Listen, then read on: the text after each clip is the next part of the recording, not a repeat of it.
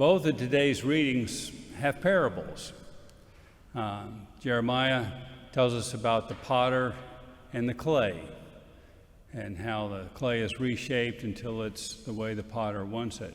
And then Jesus gives us the parable of the dragnet, where this huge net's pulled in like you might think of a shrimp net, and it's full of crabs and other kinds of eels and fish and all sorts of things. And all you want is really the shrimp. And parables make us think.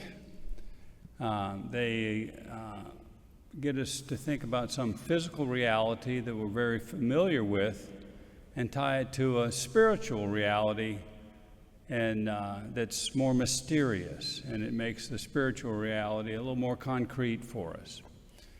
And so in that first reading from Jeremiah, it's about 600 years before Christ. Jeremiah is a prophet assigned to the southern kingdom of Judah, and Judah's straying away from God. They're doing worshiping false idols, and it's growing. The number of they're leaving God and worshiping the false idols, and then they're not taking care of the widows, the orphans, and the poor and the needy.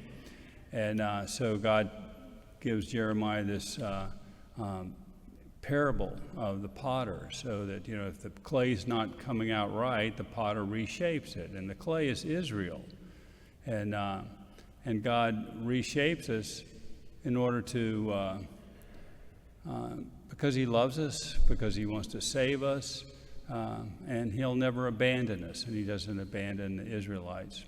But unfortunately, they don't listen to Jeremiah, and not too many years later, the Babylonians capture him, and they take him off into exile into Babylon, where God reshapes them. And the same is true with us. God doesn't forget us. God's always shaping us, just like the potter, trying to make us better. And he does it because He loves us. He wants to save us. He wants to perfect us, because He wants to spend eternity with us, just like we want to spend eternity with Him. And we should all want to be, in eternity with God. But in our gospel, Jesus lets us know that that's not the case. Some people are not going to make it. There'll be a reckoning. So our gospel with the dragnet, it's lots of imagery there. So it's a lot of effort pulling the net in. So it's a lot of work, if you think of it that way, on God's part, to haul in the good people.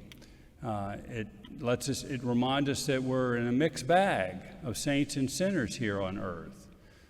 And then also, I guess the big point of that is at the end, when it's all pulled together, the good will be separated from the evil, and the evil will be cast away, and the good will spend eternity with God. And so I think the big message take home for all of us is like we often hear: listen to God and act on His word, and allow Him to shape us.